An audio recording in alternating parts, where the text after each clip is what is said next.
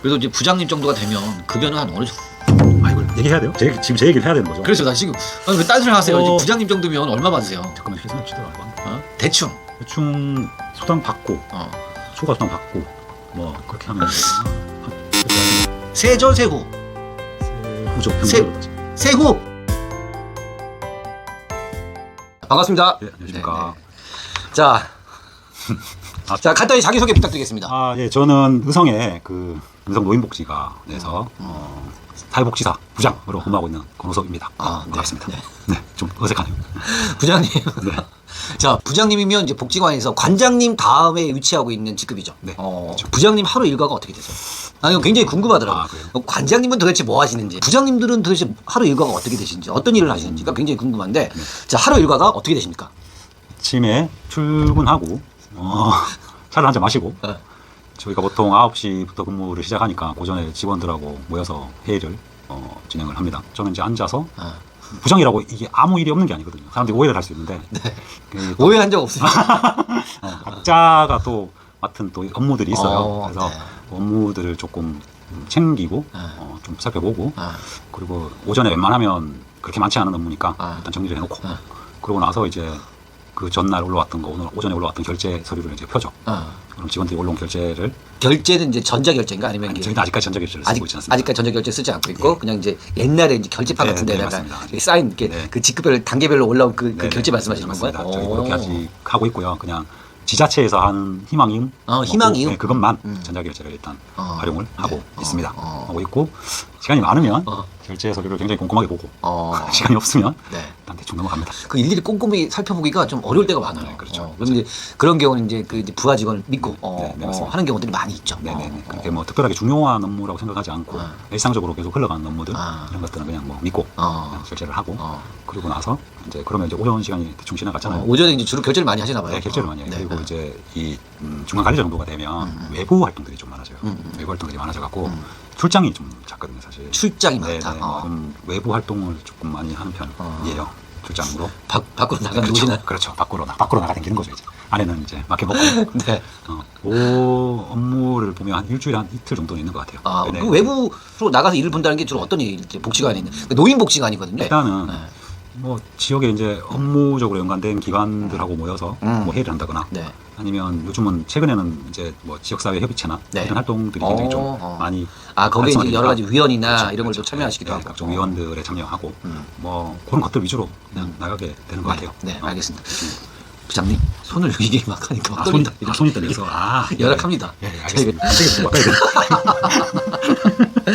안 나갈 때는 이제 또 앉아서 직원들하고 또 회의하는 것도 회의하고 뭐 토론할까 하고 사업 좀 봐주고 뭐 그런 형태로 조금. 그래도 이렇게 말단 사회복지사일 때보다는 부장님이 되시고 나서는 좀 일의 강도라든지 물론 책임지는 일은 많을 수 있어.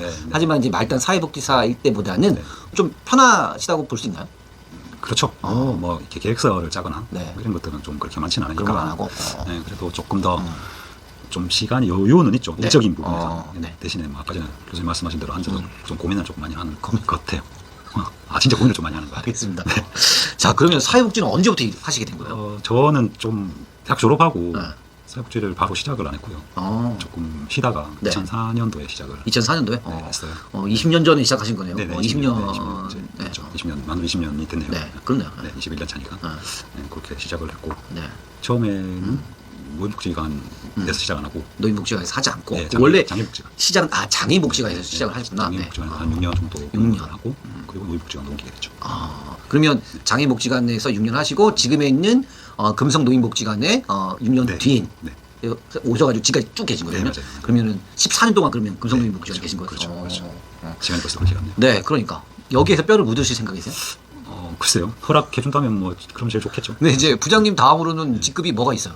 관장님이 있으니까. 관장님이 있겠죠. 근데 저번에 보니까 관장님 굉장히 젊으시더라고요. 맞아요. 맞아요.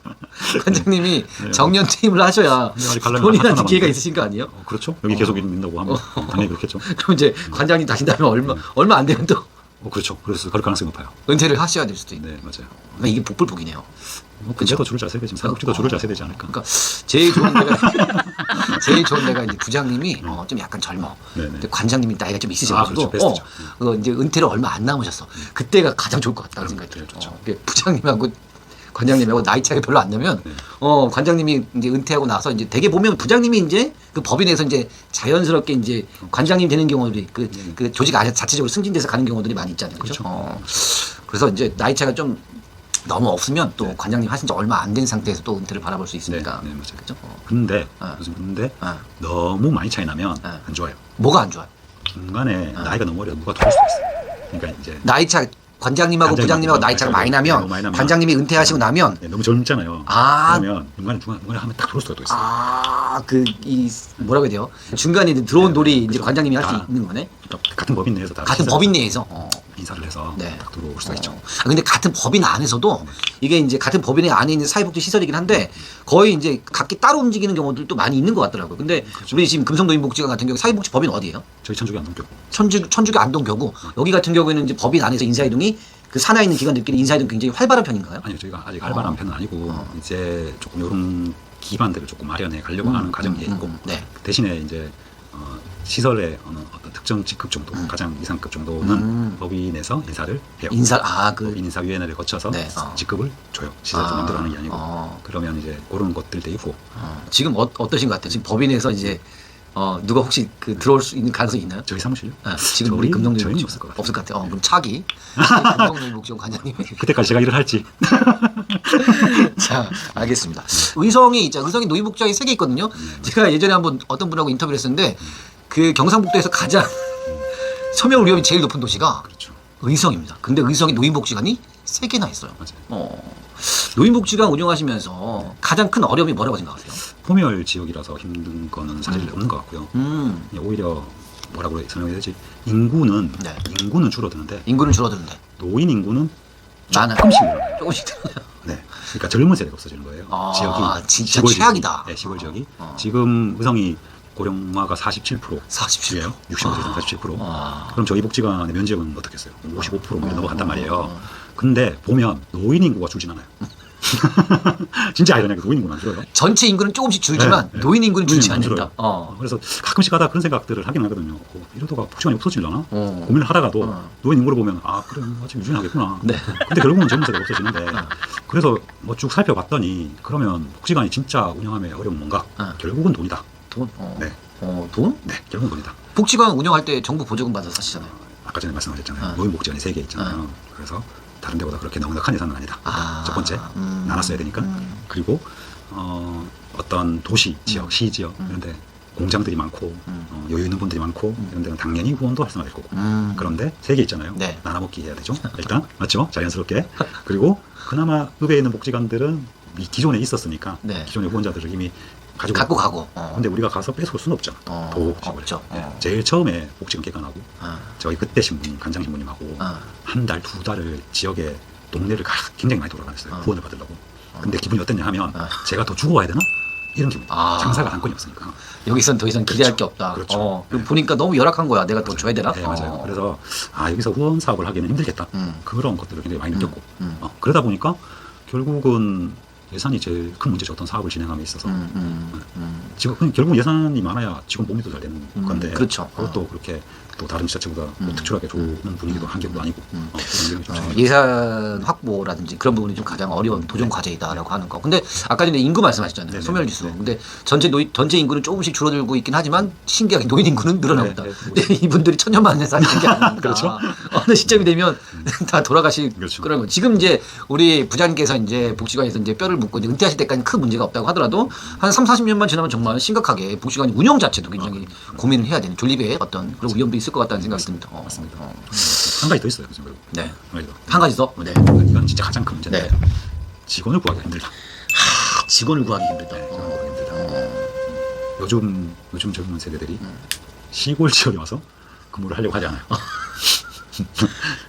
제가 의성을 한번 가봤잖아요. 근데 젊은 사람들이 선뜻 가라라고 얘기하기에는 저 같은 교수 입장에서도 말이 안 떨어지긴 해요, 사실은. 그러니까 아까 전에 말씀드렸잖아요. 젊은 세대가 없으니 지역에서 일할 인재는 당연히 없을 거고. 그럼 외지에서 누군가 들어와야 되는데 잘 안 들어오려고 하죠. 그러면 좀 직원을 조금 뭐라고 해야 되지? 일 잘할 만한 직원을 뽑기가 어렵죠. 유능한 직원을 좀 선발해서 계속 이제 정착하게 하는 게 굉장히 좀 어렵다는 거. 그 두 개가 제일 큰 직원들을 좀 이렇게 채용을 하시면 네. 눈치를 많이 보시겠네요. 근데 뭐 그렇다고 그렇게 눈치를 보진 않는데. 어떤 직장이든 똑같은데 복지는 조금 더 심할 수도 있다고 저는 생각을 하는데 결국은 오래 있는 사람이 오래 있는 승자다. 사람이 승자다. 저는 그렇게 생각하거든요, 사실. 오래 있는 사람이 관장된다? 예, 계속 옮겨 다녀봐야 어차피 돌고 돌아서 사회복지다. 그럴 거면 그냥 한 자리에 오고 있어. 네, 알겠습니다. 지금 뭐 금성도인 복지관에서 가장 인기 있는 프로그램은 뭐예요? 옛날에는 운동 프로그램 운동 굉장히 프로그램 열광을 때. 하셨고 요즘은 이제 베이비붐 세대 어르신들이 살짝씩 들어오시잖아요. 네, 네. 그러면서 최근에는 이제 조금 악기 본인의 능력을 딴 사람보다 조금 더 발휘할 수 있는 그런 것들 조금 더 뭐라 그래야 되죠? 디테일 있는 좀 뭔가 있어 보이고. 그렇죠. 그런 것들이 오히려 조금 더 활성화가 되고 있지 않나. 어른들의 관심이 조금 그쪽으로 기울어지고 있지 않나. 그런 것들은 계속 이제 있을 거예요. 뭐 우리도 나중에 이제 복지관 가겠지만 지금처럼 뭐 한글 교실 뭐 서예 이런 거 하라고 안 할 것 같아. 그렇죠. 또 우리가 복지관 들어갈 때 관심사가 또 달라지지 않겠습니까? 네, 맞아요. 그런 거에 맞춰서 이제 복지관들도 발빠르게 대처를 해 나가고 있는 것 같다는 생각이 들어요. 조금씩. 그렇죠. 이미 대도시는 벌써 변했잖아요. 어떻게 변했어요? 그냥 스마트 세대잖아요. 스마트 세대. 네. 그 제가 어디 복지관 가보니까 청주에 있는 복지관인데 거기는 이제 AI 상담 시스템 같은 것도 만들어 놨더라고요. 와. 메타버스 갖다 놓고 뭐 완전히 와. 변했잖아요. 근데 시골은 그거 갖다 놓으면 활용이 안 돼요. 할 줄을 몰라요. 이게 뭐요 이거? 그냥 이게 관상용 이렇게 되는 거죠. 관상용. 그런 환경이죠 지금. 자 지금 뭐 그 이제 부장님 정도가 되면 직원들을 굉장히 바라보는 그 시각이나 이런 것들이 정말 산전수전 다 겪으실 것 같은데 가장 싫어하는 부하 직원 어떤 사람이다? 나 진짜 이런 부하 직원 정말 짜증나서 같이 일 못 하겠다. 제가 이래 얘기하면 직원들을 디스하는 것을 생길 수도 있어서 다시 한번 얘기하지만 이거 많이 안 보이죠? 조금 조심스러운 질문이긴 한데요. 최악의 직원은 일단 그건 다 똑같을 것 같은데요. 그냥 하지 않으려고 하는 직원. 하지 않으려고 하는 직원? 어떤 업무가 본인 업무가 주어짐에도 불구하고 자꾸 미루고 업무가 되어가냐 물었을 때 대답은 네 되어갑니다. 근데 보고를 안 해. 결과물은 없어. 그리고 대답은 하는데 나중에 결과물은 시원치 않은 경우가 있어요. 그렇죠. 그리고 그냥 아무 말도 없는 사람들도 있어요. 그렇죠. 보고를 안 해. 네. 답답한 거야. 고민할 거리를 줘야 되는데 보고를 안 하니 고민할 거리를 안 주잖아요. 그러면 근데 그런 분들 심성도 착해요. 그러니까 제일 문제가 그거라고요. 선생님.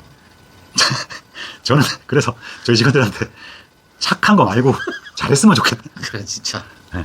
착한 건 다 착하거든요. 정말 착한 게 말을 안 해요 진짜. 답답해 죽을 것 같아요.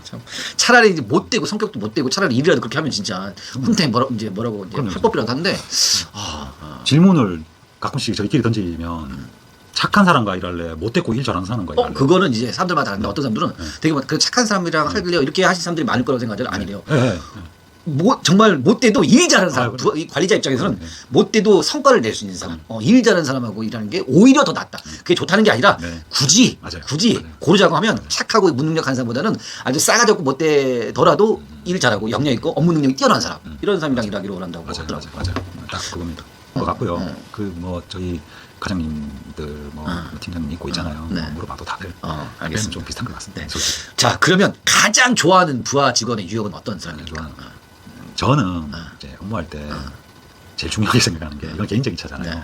1번이 거짓말 안 치는 거. 거짓말을 많이 하나 봐. 아까 똑같은 거잖아요. 대가 이거 거짓말이잖아요. 사실 따져보면. 그런 거짓말? 네, 그냥 거짓말 안 하는 거니까 좀 뭔가 문제가 발생해도 좀 솔직했으면 좋겠거든요. 숨기지 않고. 본인이 해결할 수 있는 문제도 결국은 나중엔 아니거든요. 따져보면. 근데 그거를 자꾸 이제 그 상황을 모면하기 위해서 하는 거짓말. 그 상황을 모면하기 위해서 하는 거짓말. 일단 그거 좀 안 했으면 좋겠다가 1번이고 2번은 보고 잘하는 직원. 진짜 이건 좀 중요한 것 같아요. 근데 이게 경험에 기반해서 말씀하시는 거잖아요. 중요한 것 같아요. 왜냐하면 이 보고를 안 하면 기간이 어떻게 돌아간지를 잘 인지를 못할 수가 있어요. 아까 전에 말씀드렸듯이 부장 정도 되면 그렇게 실무를 맞이하지 않잖아요. 그러면 직원이 어떻게 하고 있는 거를 들어야 우리 복지관의 문제가 뭐고 우리가 어떻게 앞으로 해야 되는지 이런 것들을 고민을 한번 해보면서 또 모여서 이런 문제가 있는데 우리가 해보자 사업해보니 어떠니 이런 것들 물어보고 할 수 있는데 얘기를 안 하니 얘기를 안 문제가 없다고 생각하는 거죠. 그렇지. 얘기를 안 하면 문제가 없다고 생각하지. 잘 돌아가네? 그럼 밖에 가서도 누가 물어요. 복지관 어때고 잘 돌아가요. 나중에 보면 문제 있고 뭐 이런 거죠. 그래서 그냥 거짓말 치지 말고 보고 잘하고 거짓말 치지 말고 보고 잘하고 그리고 마지막 한 개 더 자기의 업무의 기한을 잘 지키는 직원. 그 데드라인 기한을 잘 지키는 거. 질이 중요한 게 아니고요. 그냥 일단 해오는 직원. 못해도 상관없어. 일단 해오는 직원. 저 그거 진짜 중요해요. 어떤 부하 직원들을 교수님 근데 이게 모르겠어요. 다들 얘기를 안 할 뿐이지 아마 이런 줄 많을 거예요. 네, 많을 거예요. 알겠습니다. 자, 그러면 네. 이제 뭐 너무 김치국 뭐 마시는 것 같긴 한데 관장님이 되시면 이제 솔직히 내가 관장이 되면 복지관을 내가 이렇게 운영하겠다. 이렇게 바꿔야겠다. 이런 건 없애야겠다. 뭔가 좀 이제 생각하시는 게 뭐 있으시잖아요. 관장님이 되시면 제일 먼저 뭐 하고 싶은 일, 바꾸고 싶은 일, 뭐 이런 게 있다고 하면. 근데 진짜 생각을 안 했는데 관장님이 되면 하고 싶은 거 일단은 네. 기존 많이 사리시네. 사실 아니에요. 조금 제가 생각하는 기관장은 직원들이 일을 할 수 있는 환경을 만들어줘야 되는데 직원들이 일을 할 수 있는 환경을 만들어줘야 되잖아요. 그러면 가장 중요한 게 대외 활동. 대외 활동을 본인이 나가서 한다는 건가요? 그렇죠. 가서 그냥 붙어 있지 말라. 자리에 앉아 있지 말고 밖에 나가셔서 지역에 사람들 좀 만나고 그리고 이거 싫어하시는 관장님도 많이 계실 것 제가 같은데. 좀 조심스럽다고 네. 혹시 관장님도 보시면 오해하지 마십시오. 좀 그렇게 해서 좀 부족한 것들이 당연히 있거든요. 없진 않거든요. 뭐 복지관이 항상 부족하죠. 네, 그러면 최소한 그런 노력들을 조금 하고 싶어요. 저는 그냥 가서 밖에 나가서 대외 활동 많이 하면서 자원을 끌어오고 네트워크를 만들고 하는 그런 이제 대외 활동들을 많이 하시겠다. 라고 하는 것은 지금 잘 그렇게 안 하고 있으니까. 아니 지금도 하고 있는데 조금 더 좀 적극적으로 더 하겠다. 적극적으로 해서 직원들이 좀 더 편하게 일을 할 수 있는 환경을 쓸데없는 고민하지 않게 만약에 뭐 한 사업을 했는데 이거 뭐 이 사업을 하는데 이 돈으로 되겠나 이런 고민 이런 거 있잖아요. 그러면 좀 기관장이면 나중에 내가 돈 좀 받아올게 나가서 그냥 좀 들어서 이 돈으로 사업해 이런 거 좋잖아요. 멋있다. 네. 저는 기관장 그것만 하면 된다고 생각해요. 자원 확보? 그거보다 더 중요한 게 있을까 싶은 생각이 들어요. 그리고 이제 또 이제 이 사업을 함에 있어서 이제 부딪히는 사람들이 많이 있잖아요. 지역사 보면 또 그런 일들을 또 관장님이 걱정하지 마. 너는 이 일만 해. 내가 가서 해보고 올게. 얼마나 멋있어. 그런 일들. 그렇게 하고 싶고 그러면 자연스럽게 당연히 뭐 밑에 뭐 제가 하는 역할을 부장들이나 하겠지만 얼마나 수월하겠어요. 그렇죠. 그러면 좀 더 부장은 그런 활동들을 하면서 그런 좀 직원들과의 아기자기한 것들, 우리 이만큼인데 좀 다른 거 해볼까 이런 것도 좀 할 수 있고 만약 그게 안 되면 이제 이게 보통 관장하고 부장하고 같은 활동을 해야 되는 거잖아요. 결국 관장님도 관장님대로 해야 되고, 그거를 조금 부담을 조금 덜 주고 싶은 그런 관장. 그러면 참 좋지 않을까? 그 생각 갑자기 드네요. 제가 솔직히 생각을 안 해봐서 빨리 되었으면 좋겠습니다. 그리고 이렇게 하는지 제가 지켜볼 겁니다. 꼭 지켜봐 주십시오. 언제가 될지 모르겠지만. 자, 그다음에 이게 사회복지사에 대한 처우가 옛날에 비해서는 많이 좀 좋아졌지만 뭐 종사자 가이드라인도 만들어지기도 하면서 그래도 많은 사람들이 사회복지사들의 처우가 좀 낮다라고 생각하는 경우들이 일반적인데요. 실제로 또 그렇습니까? 어떻습니까? 뭐 좀 많이 좋아졌죠. 사실 좀 많이 좋아졌는데 저희 때는 진짜 사회복지사들이 결혼하면 수급자를 면치 못한다는 그런 말이 있어요. 항상 그렇게 특히 남자가 사회복지를 한다고 하면 막 진짜 아무튼 그렇게 보는 경향들이 옛날에 90년대 이런 데 대학 들어갈 때 있었단 말이에요. 맞아요. 그리고 뭐 그거 그렇게 좀 월급도 얼마 안 되는데 가가지고 너 어떻게 하려고 너 결혼이나 하겠니? 맞아요. 이런 얘기 굉장히 많았었는데 실제 현장은 어떤지 제가 이제 여쭤보는 거예요. 좀 지역 그 기관의 유형에 따라 조금 많이 틀린 것 기관의 유형에 따라 다르다고요? 네, 좀 유형에 따라 틀린 것 같고 이게 서울은 임금 단위라가 되어 있잖아요. 거기 서울시 종사자 인건비 가이드는 높죠? 네, 조금 높아요. 복지보다. 근데 단위라가 되어 있어서 조금 소규모나 큰 데나 그렇게 큰 차이가 두지 않고 직급을 나눠서 어쨌든 똑같은 급여 체계에서 직급만 나눠주는 상태이다면 아직까지 보건복지부나 뭐 이런 데는 막 여가법 막 나눠져 있잖아요. 그렇죠. 다 틀린 거예요. 급여 자체가. 그러니까 어떤 데는 조금 많고 어떤 데는 아직 좀 적고. 적은 데가 어디예요? 적은 데가? 지금 그래도 조금 좋아진 것 같고요. 원래 이제 예전에 되게 안 좋았던 게 뭐 지역아동센터들. 지역아동센터는 좀 많이 열악해요. 근데 지금은 경북은 지역아동센터가 조금 많이 좋아졌거든요. 왜요? 그 행정위원장님 하신 노의원님이 그 의성 쪽의 의원님이셨는데 그분이 하실 때 그 지역아동센터 급여 테이블을 막 만져줬어요. 그래서 사회복지사들의 한 90% 정도 이상 정도 올라와 있어요. 이제 옛날에 진짜 최저임금 못 받고 이랬잖아요. 지역아동센터들이. 복지관 정도면 좀 괜찮지 않나요? 한 중간? 중간? 그 높은 데가 어디죠 그러면? 오히려 급여는 요즘 생활시설이 더 많죠. 생활시설은 원래 그래요. 생활시설은 많고 이제 생교대기도 하고 각종 이런 수당 같은 것도 많이 받기도 하고. 복지관도 지방이양 사업이잖아요.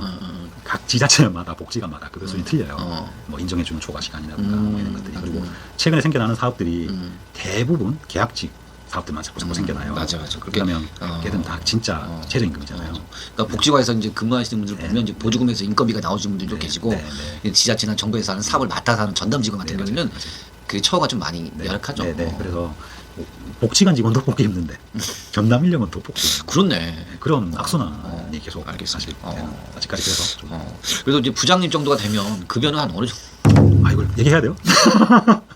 이제 이거를 끌어내기 위한 빌드업 과정이었습니다. 이 호봉에 따라 틀렸잖아요. 그래서 얼마가 되지? 계산 안 내가 되고. 제가 복지관 평가할 때 보면 그 이제 그 직원분들 이제 임금들 다 나오잖아요. 다 본단 말이에요. 소리 같은 본단이고, 나쁘지 않은데?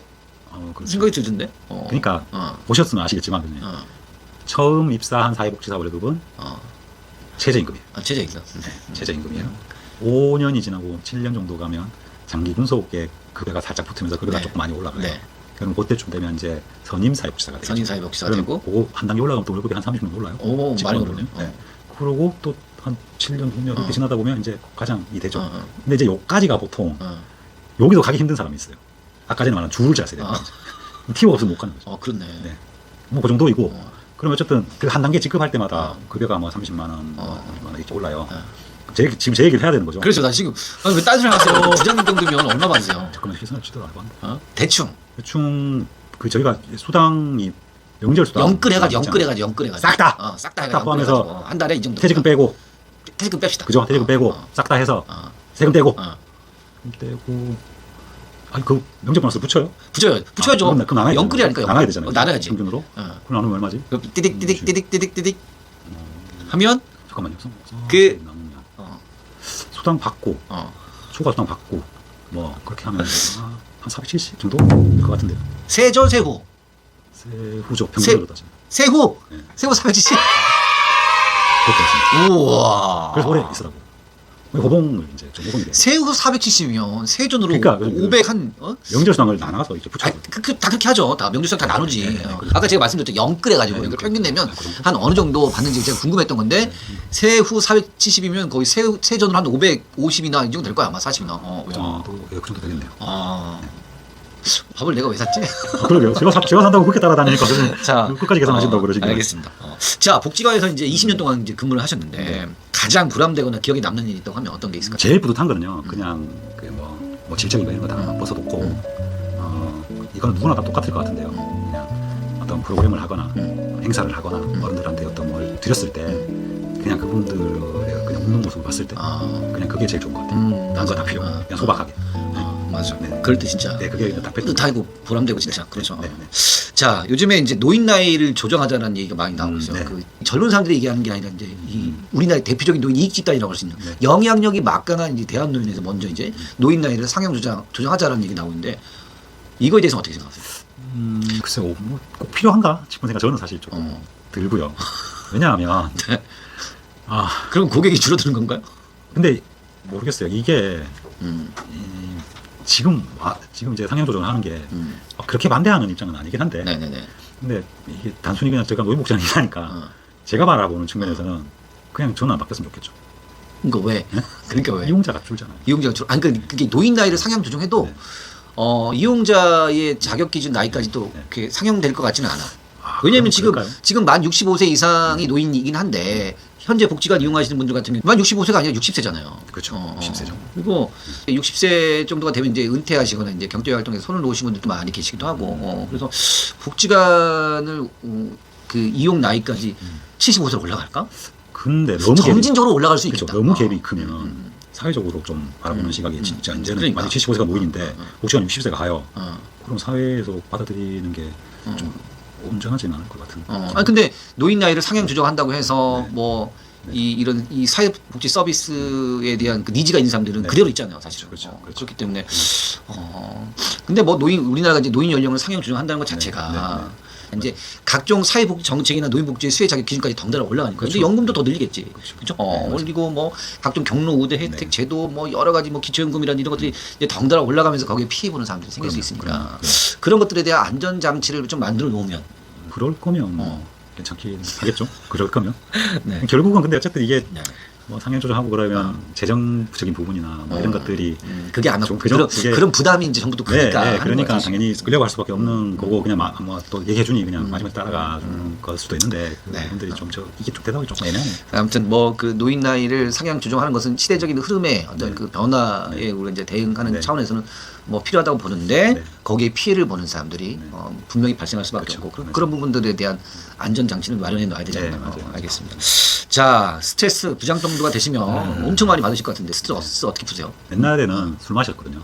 사실 근데 그 맛이 몸도 안 좋아지고 그래서 그냥 운동하면서 운동. 매일 같이 걷습니다. 뭐 그러면 이제 보통 퇴근은 몇 시에 하세요? 그러면은 저는 웬만하면 야근이 많나요? 아니요. 그렇지 않습니다. 그럼 복지관 야근 없어요?